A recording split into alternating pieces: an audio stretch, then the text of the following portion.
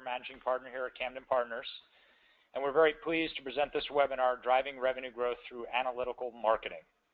Before we start the webinar, I'd like to give you a little background on Camden Partners and how we got to know Michael Donner, who will be our presenter today. Camden Partners is focused on growth, meaning we invest in companies and partner with entrepreneurs to help them grow their businesses. Camden Partners was founded in 1995, so this July actually we're celebrating our 20th year anniversary. In that time, we've partnered with over 80 portfolio companies, so roughly 4 per year on average.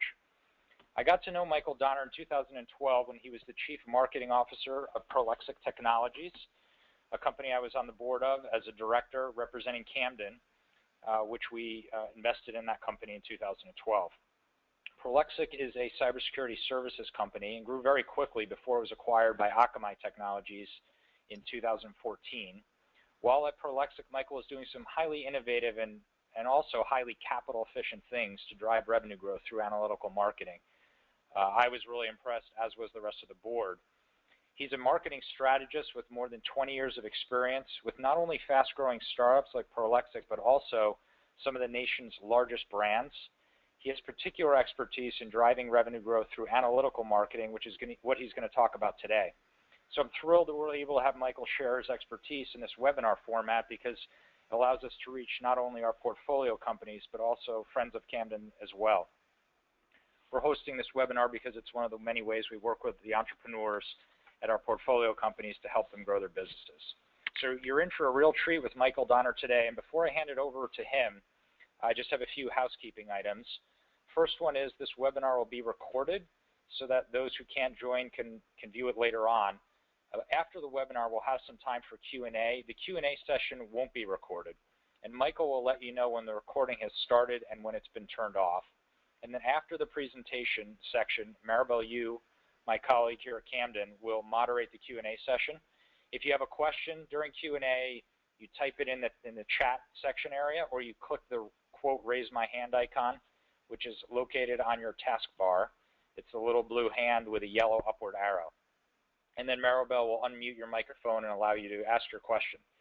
And when your microphone's unmuted, you'll see a yellow conversation bubble in the top right corner of your screen, and at that point, it's your turn to ask the question. So hopefully that'll all work really well and smoothly.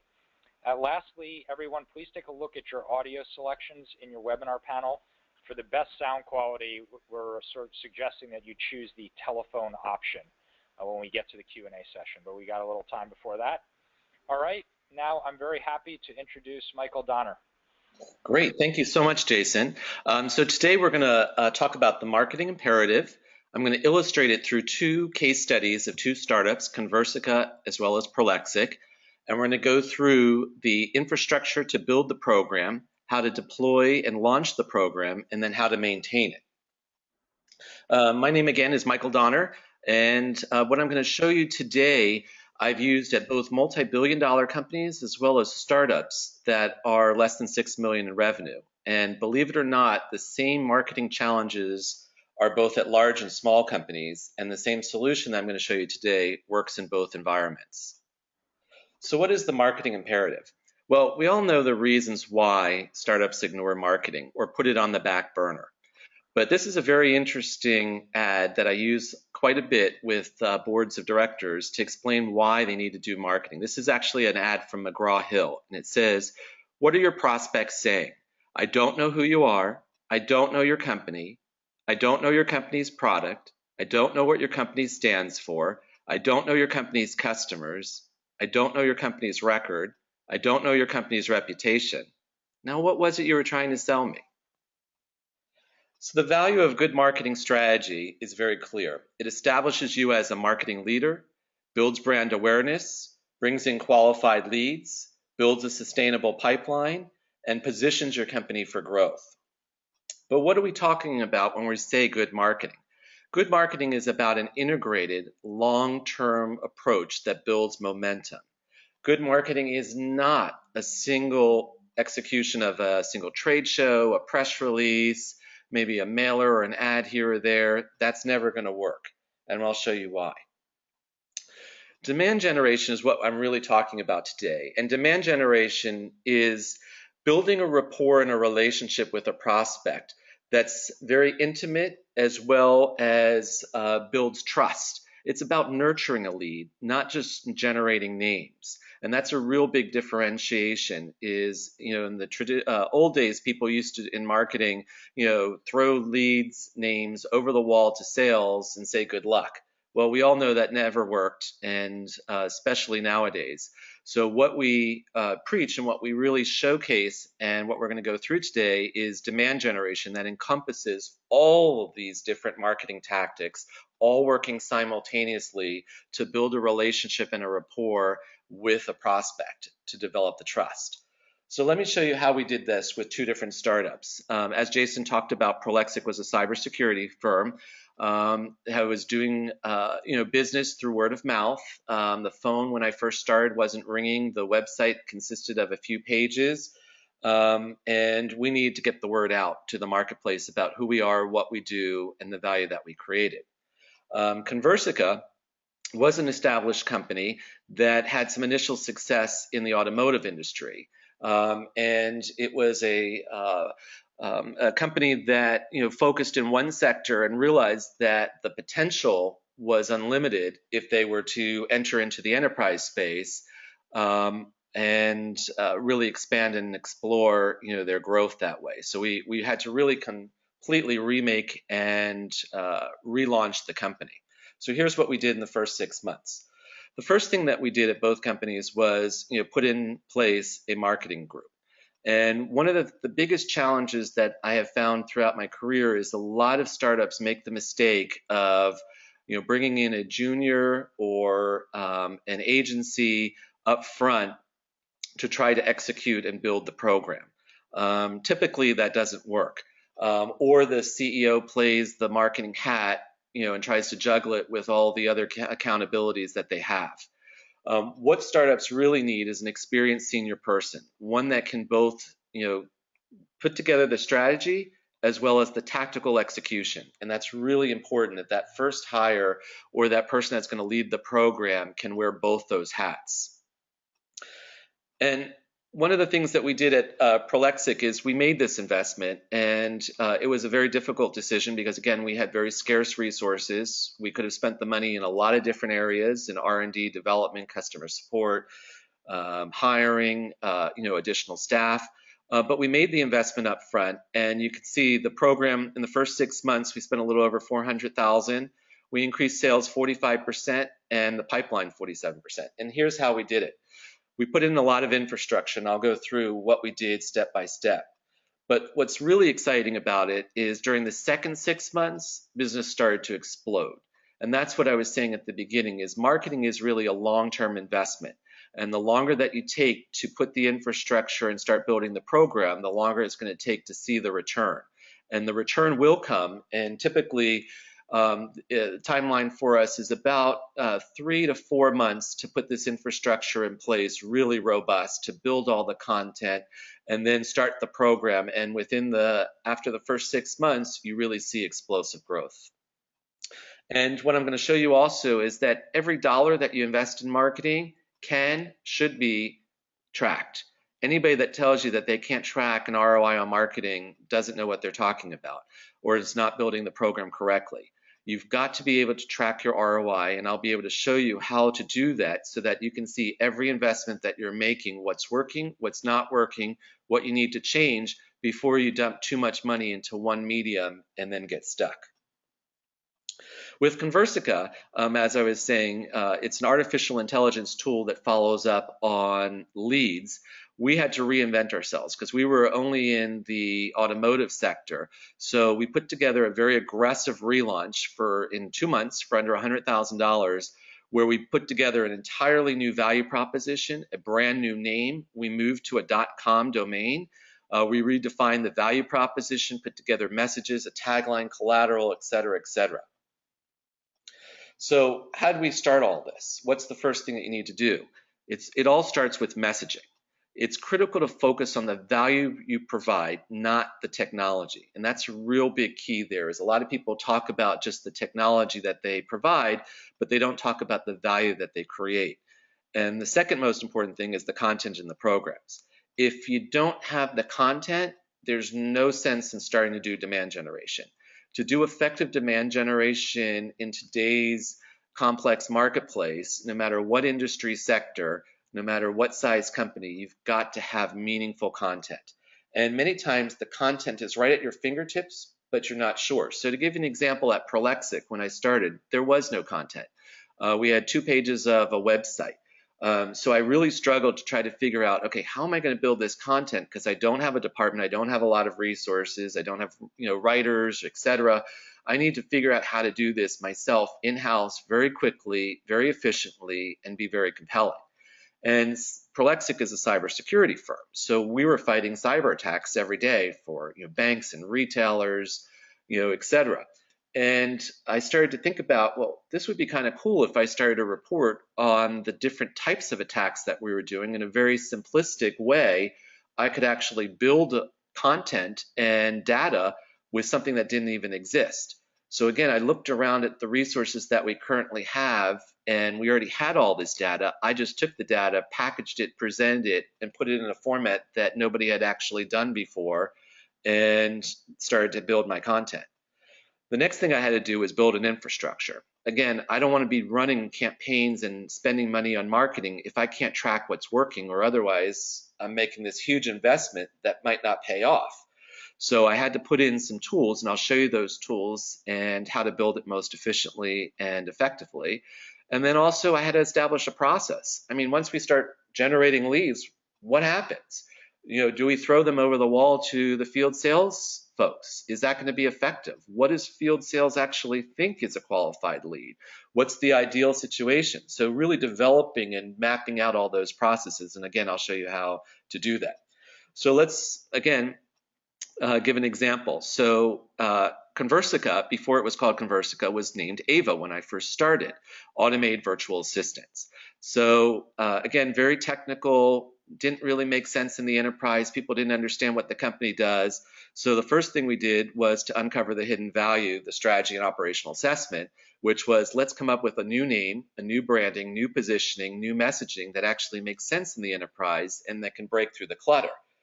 Conversica, converting leads into opportunities, the fastest, easiest way to convert leads into opportunities. Very simple, tells you what we do. The name of the company, Convert, Conversations, tells the story. The second thing was the demand generation and the communications, the building the infrastructure, the thought leadership. The third thing, again, the sales, marketing, operations. We'll go through all of that. And so here it is phase 1 is all about building the content, the collateral, the branding, the messaging, getting the website up with integration in with a CRM tool such as Salesforce. The second step is then building out the programs, the campaigns. And the third step is, after you have all this launched and running, that's the time that you launch to media and analysts, once you have a track record, once you have some case studies, once you've got momentum moving.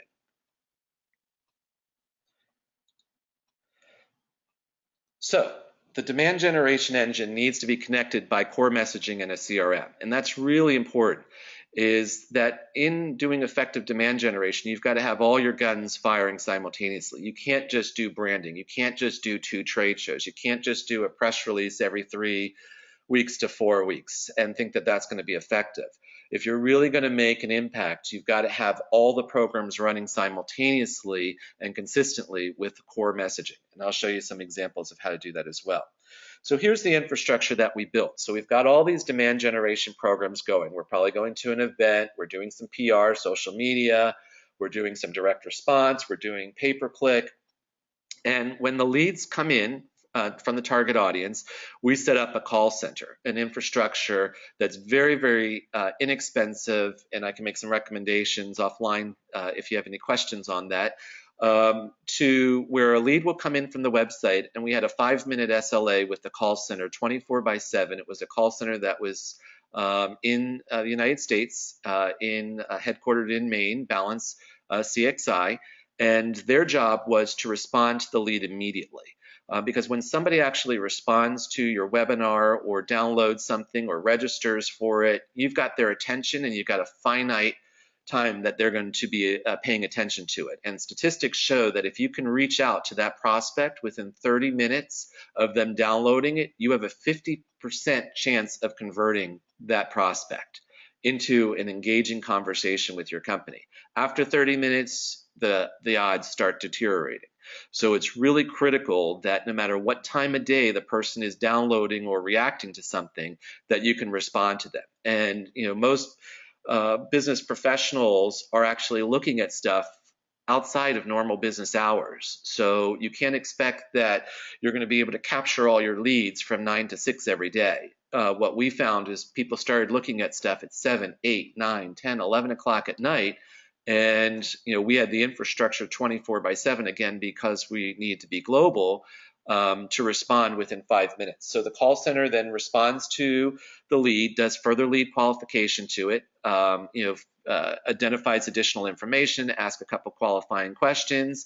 If the prospect meets the criteria, they have the ability to go into the inside sales team's calendars to actually schedule a live demo either for the following day, or they can do a live transfer if it's during normal business hours and there's an inside sales rep available, and they can then do the lead transition. And I'll go through all of this in a little bit more detail, but that's kind of the high level. So where do we start with building the infrastructure? What are we going to need? Well, we need a content management system. We need a customer relationship management system, a CRM. We also need a marketing automation tool. We need some press and social media monitoring and some website tracking and analytics. So at Conversica, we used WordPress, a content management system that allows you to create, store, and deploy your website easily without having to hand code and update each page. Your marketing team has got to be efficient on updating your website. It's got to be, constantly updated and in a very quick, easy, and non-technical way. The CRM system, we use Salesforce.com. Highly recommend it. A CRM system helps you manage, analyze, and report on your interactions with customers and prospects at leads. You can track what lead sources are working and where the leads are coming from, and then you can track everything back to build a very, very accurate and very true ROI. For marketing automation, you can use tools like Pardot or Marketo. I like Pardot a lot because it's owned by Salesforce and seamlessly integrated with Salesforce, and it's very user-friendly. You don't need a full-time administrator as you might need with a Marketo implementation. Marketo is better if you're a larger organization and you need scalability, but for most startups, Pardot works great because you don't need the infrastructure or the dedicated resource to manage it. And marketing automation tools combine workflow and campaign automation and tracking and analysis. They help with lead scoring. You can build customized landing pages with a click of a mouse, and it also can help manage your social media. And then for press and social media, because we had very limited budgets and we never actually used PR agencies in any of these examples, only until we were extraordinarily large companies doing very complex PR launches in multiple countries would we bring in a PR agency partner. Because what I'm going to show you is how you can do your PR in-house and be so much more effective and efficient than working with a PR agency, is to put in tools like Vocus or Meltwater. These are amazing SaaS tools that, for a nominal fee each month, you get a tremendous package from them. One is a press release database where you can actually build your press database. You can build it through keywords. You can build it by the names of your competitors, finding out who's writing and doing coverage on your competitors, what keywords are being written about, and then you can build your database. What's up on the screen here is a daily alert that both programs offer as standard functionality. And I have them programmed for industry keywords and competitors. So every day I would get this email that would give me the articles that were written around the world on my competitors or the keywords. So I would see, number one, what publications are really focused on my target audience. Number two, where's my competition getting coverage and what are they saying? What are they doing? So how can I react and outsmart them? And three, also giving me competitive intel. So I had this set up and we actually had all the salespeople received this as well because it helped them, be better educated on the industry, better educated on the competition, and better educated on what their prospects are also reading as well. And then it also has a tool and infrastructure in Meltwater and Vocus to actually issue press releases on wire services so that you get your press release out as well. So it's all very easy to use, very simple and user-friendly tools that help you do PR very effectively in-house. And you'll see at Prolexic, we had thousands and thousands of articles written every 6 months and never used a PR agency. It can be done, and it can be very efficient. And then we also have to put in website tracking and analytics. We need to understand, who was visiting our website, when were they visiting, what was the correlation to it? Do we see a lot of traffic when we issued a press release? Where were they focused on our website? What was our bounce rate? So that we can improve our SEO and SEM much more efficiently. But the main gist of all of this is content. And in this matrix, it's how I approached each campaign that we did. The first thing I had to do is set goals. Who do we want to reach? What was the customer profile that would be most receptive? What was the value proposition? What was unique and why? What was the key messaging? Who was the audience, and where was I going to get the list to send this campaign to? What was the call to action? What was I going to give prospects to engage them? And that's called permission-based marketing. It's I give you something and you give me something in return. I give you valuable content, information. I give you a white paper, a technical brief, a article, something that you can't readily get or receive from the internet, something that has value in. And in return for that, you register to download that call to action, and that starts to build the trust, and that's called permission-based marketing. Then one of the things that a lot of marketers mess up on as well is the creative execution. You've got all this great goal set up, you got the value proposition, you got the key messaging, you got the call to action, but the creative doesn't work.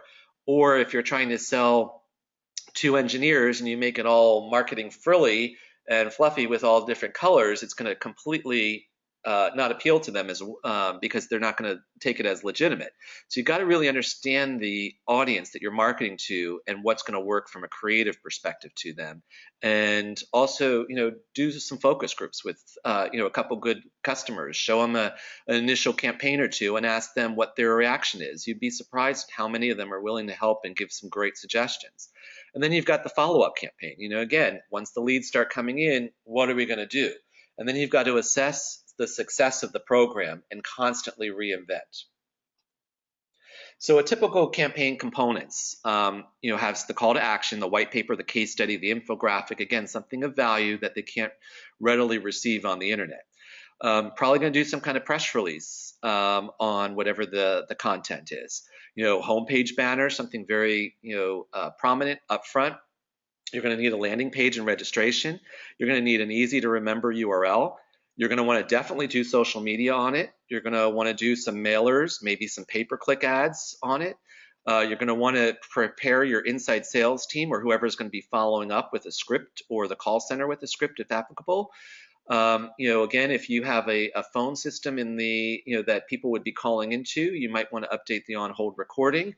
You want to integrate the campaign with Pardot, Salesforce, Google Analytics, and watch for clips on Meltwater, as well as internal announcement. The worst thing to do is launch a campaign and not have all your employees know that the campaign is going on, because if they get called or asked a question and caught off guard, it doesn't look good. So let's walk through an actual campaign. This was a campaign, and I picked this one because it can have a lot of legs in different examples. We were going to a big trade show, the Salesforce annual Dreamforce user conference, and that was a really important audience because our technology at Conversica was integrated with Salesforce, and we found that our target audience were Salesforce users. So what was my objective for the campaign? Was to get people to the booth, schedule demos, and sign up for a trial offer. Who was my audience? I was trying to be as specific as possible, people that were going to Dreamforce, Salesforce.com users. What channels did I use for the campaign? PR, banner ads, mailers, social media, special events. What was the messaging? Get better results in Q4 and let Conversica find hot leads for you. Because again, we were helping companies qualify leads to find the ones that were ready to buy faster using artificial intelligence. And then we were also had a 66% off trial offer. Get people to start using the tool for 3 months, and then once they start to see how we can work their leads with artificial intelligence, they would then convert. That was the strategy. So how do we start to launch this? So the launch was several weeks before the big trade show, and it launched with mailers to 55,000 people. These were customers, prospects, partners, current opportunities. We did, again, the name change and the complete rebranding. So we did some press releases, social media, set up all new social media sites, new website, new on hold, all the stuff that we talked about. But we didn't stop there. And that's what's really important here, is that while we had 6 weeks before the campaign, 3 weeks before the campaign, we wanted to issue multiple campaign impressions to people with multiple, that same list. We wanted those same people to see this name Conversica several times before the trade show. So when they're walking through the trade show floor, Conversica, that's the company that I got that cool infographic from, or that's the company that I saw that great white paper from, and they might actually stop at the booth. And that's the goal, is to put some value-added content in front of them repetitively. So each week we had a strategic campaign that reinforced again that we were at the show, that they could stop by and see a demo. But in the meantime, we were giving them, case studies, white papers, and mailers, etc. So they were starting to see our name, starting to become more familiar with it, so that when they see it in person. The other thing that we did that was very aggressive was actually co-marketed, joint marketed with Salesforce, because Salesforce was our core audience. So again, we had very limited resources, so we had to use our budget most efficiently. And who's better to give advice and authority, credibility to a company than Salesforce, with one of their partners, and they could help us with laser targeting. So we did a lot of different programs with Salesforce, and this is where we spent all of our money basically in these types of programs. We got banners on their AppExchange homepage. We got into their newsletters. We had them actually put out Twitter posts, for us, and do direct mail to their install base for us. We also, hit their Salesforce, because I learned that their Salesforce actually recommended partners and their app portfolio. They actually were compensated for it. So we did, for a twofold approach, is marketed both to Salesforce account executives who were out there selling Salesforce, as well as to Salesforce customers. And then we also targeted the user groups of Salesforce. Again, just trying to be very creative. Salesforce user groups are looking for some funding to, have their next event, their next party, their next, lunch meeting.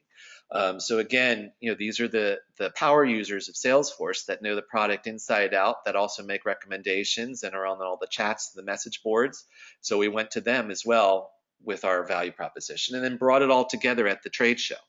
And at the trade show, we did a very small booth. Again, we didn't have the large budgets, but one of the things that we did is we had all this stuff building up to it, which was creating buzz and excitement. And then we also did what was called a bag insert.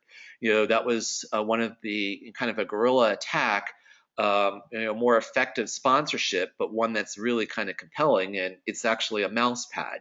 And it was an item that was very thin, lightweight, but yet something that people actually would keep, and that was somewhat unique. So again, tried in thinking out of the box, expanding the budget, and then building, from it. And all through the process, building out the identity, the image, making sure that the messaging is consistent on everything, and that the look and feel is also consistent. But the most important element of all this was the content. We had the white papers, developed the case studies, the collateral. We spent those 2 months when we were doing the relaunch rapidly writing, rapidly putting all this together, because without the content and for the mailers and all the supporting materials that you see on this page, we would have never been able to launch the campaign, because no one would have been interested in registering. Nobody would have had any information to talk to them about us. And we did the 2 videos, case studies, etc. I can't stress enough, content is key. We also did some newsletter ads and some banner ads and videos. And everything that we did on social media. Absolutely critical. And the beauty of social media, and the biggest mistake that most marketers make and everybody overlooks in social media, is you can actually build a robust pipeline from social media. At Prolexic, we built a multi-million-dollar pipeline from Twitter posts, which are 140 characters. Everybody would look at me and say I was crazy. You can't build a pipeline from Twitter. Well, you actually can. If you've got and you do enough research and you figure out the right hashtags and you figure out, with each Twitter post, you put a call to action, a bit.ly that goes to a dedicated landing page, so whether it's a white paper, whether it's a case study, you figure out what you can offer, and every Twitter post has to have a call to action that goes to a landing page. And you'd be surprised, if you spend enough time and you figure out the right hashtags, you'll be able to reach prospects that you haven't reached in any other medium that turn out to be legitimate. And also you can build pipeline from that. And that works on all the platforms, not just Twitter. What we always recommend is Facebook, LinkedIn, Google Plus, and Twitter as the bare minimum for your social media program, as well as YouTube for your videos. And all of that makes a really big impact on your search engine optimization. And again, in search engine optimization, a lot of people make the mistake of, I'm just going to do pay-per-click ads, I'm not going to do organic search. Well, you need to do both, and both are interrelated, and both help out each other to ensure that you get better rankings. I mean, one of the things that is so critical that in organic search is that you find the right keywords that make sense for your business, and that you focus and you do tremendous amount of optimization of your web pages and inbound linking to those keywords, as well as ensure that the pay-per-click, if you are doing it, and it's something that we didn't do right away at Prolexic, it was part of phase 2 because we wanted to get everything else in place before we started to spend the money on it, which is the safer way to go. But once we started doing it, it made a huge impact. We had our keywords consistently, we had about 35 plus keywords that were really critical to us, and we consistently came out on page 1 of organic search for them, combined with a very aggressive pay-per-click program. We had 12 for pay-per-click. We had 12 different campaigns aligned to different region. You can't do one size fits all. It's never going to work. You're going to need to experiment with pay-per-click, and you're going to have to be really careful with pay-per-click because you can dump a ton of money in one day if you set it up wrong. So you got to start in small baby steps with it. Really figure out what's working. Test different types of ads. Test different types of landing pages. And also, if you're global, highly recommend different campaigns aligned to regions and geographies that make more sense in each region. And press. We had to build awareness. It was one of the most challenging things to do because, as everyone knows, reporters are scarce today, especially if you're in a very focused, targeted sector and industry, and you've got to figure out, through your meltwater clips or Vocus clips every day, which of those reporters are writing on your industry, your kind of product, your kind of service space, and then really focus on them, and no fluff PR. Reporters really get annoyed if you send them fluff. So what we did is we only did press releases on content. So we wrote a new white paper. We would do a press release on the white paper and an abstract from it. The attack reports at Prolexic were huge media events. And we created media events from them by doing something that's called an embargo. And reporters really respect this. This is a really interesting tactic that now that we're talking about, you'll start to notice in the newspapers. Have you ever noticed a large corporation does an announcement, and that same day that article is in the USA Today, New York Times, Wall Street Journal, it's probably online in dozens of publications, and you're probably now going to wonder, well, how did they get everybody to write about it on the same day? Well, the way they did that was through an embargo, which means that they give the press release under a quote-unquote gentleman's agreement to established reporters, sometimes up to a week before the press release goes on the wire. And the agreement is hello reporter, I'm going to give you this and trust you with this news several days before it's public, but you can't write about it, you can't release it, and you can't disclose it until this date, this time. And that's a really effective tool, because what reporters do is it gives them time to actually write the article, gives them time to do the interviews, to do the background, so that when it comes out on Thursday morning at 9 o'clock, they're going to have their articles already written, already approved, already edited from their editors, and already placed in the publications and scheduled in the newsletters. And that's a great way to get press out in multiple mediums, because as you also know in PR, once somebody does an article, nobody else is going to want to do an article, because they're going to look like a copycat, or they're going to look like they're late to the game. So with publications, you've got to be really careful, is that you don't want one publication to scoop your news, because it might mean that several other publications might not cover it, or they're only going to do a small little coverage of it because it's already been covered in the mainstream press. And as you can see, this strategy works with all different types of publications all over the world. And it's all about building that rapport and that relationship with reporters and being responsive to them. And once you've started to build that momentum, it's really critical to start to outreach with the analyst. And it's another big mistake a lot of marketers make, thinking, oh, I'm going to have to dump $50,000 to $100,000 in analyst sponsorships to get endorsements. That's not the case at all. There's a lot of ways that you can work with analysts without even spending a dime. At Prolexic, we never even spent a dime. And one of the things with analysts that a lot of people don't know is that you get one complimentary briefing either every 12 months or every 6 months, depending on the firm. So again, you want to do research through Meltwater or Vocus tools to figure out what are the analysts that are really covering your space. Who's writing about it on a regular basis, either research briefs or who's being quoted in the press from the analyst regularly. Those are the ones you want to target. And then you want to set up what's called an introductory briefing with them, where you can basically get usually about 30 to 45 minutes with an analyst, where you do a pitch to the analyst. You basically do a slide deck through a webinar, or if you're lucky enough to secure a face-to-face briefing with them somewhere. But you want to be really careful in that briefing. You want to utilize your time most effectively to explain to them who you are, what you do, why you're different, and showcase to them that you've got momentum. Because if you've got momentum, then they'll start paying attention and they'll be more interested in you.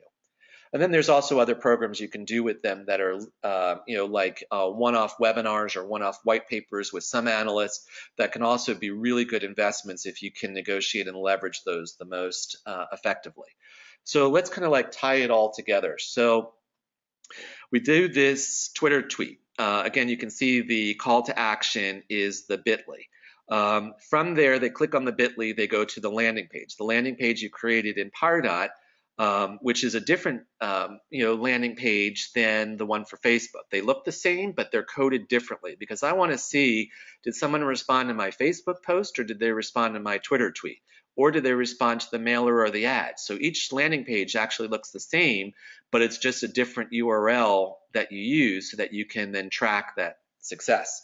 So they fill out a form on the landing page to get this white paper, and then it is assigned immediately, sent to Pardot, and assigned to the call center for follow-up.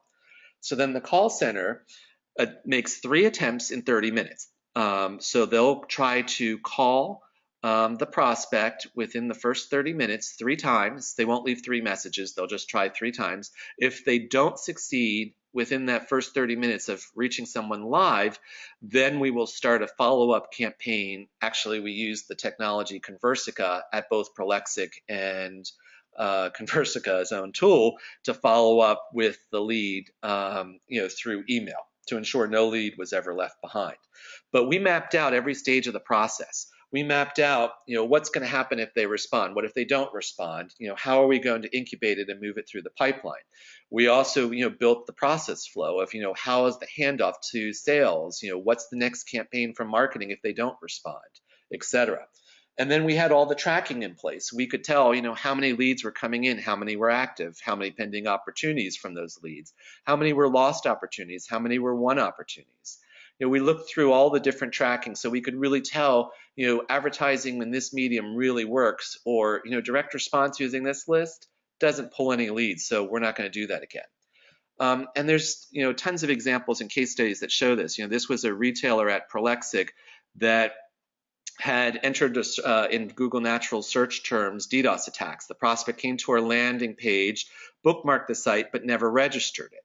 And through retargeting, we were able to see, who that was, through Pardot.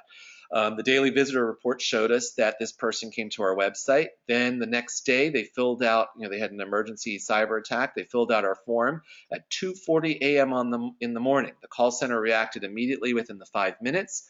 They got in touch immediately with a salesperson in a different region who is available and live during, their business hours, and we won the opportunity in 24 hours. So again, to sum up, it's all about phase one, content and automation, building that content, building those materials and that infrastructure.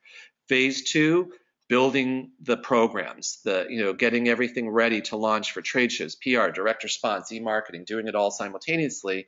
And then phase three, launching the media analyst, and throughout the entire process, looking at how you're doing, measuring it, the outcomes, and evaluating how you can do it better. And that's the marketing imperative. So now I'll turn it over to Maribel for some Q&A. Thank you so much, Michael.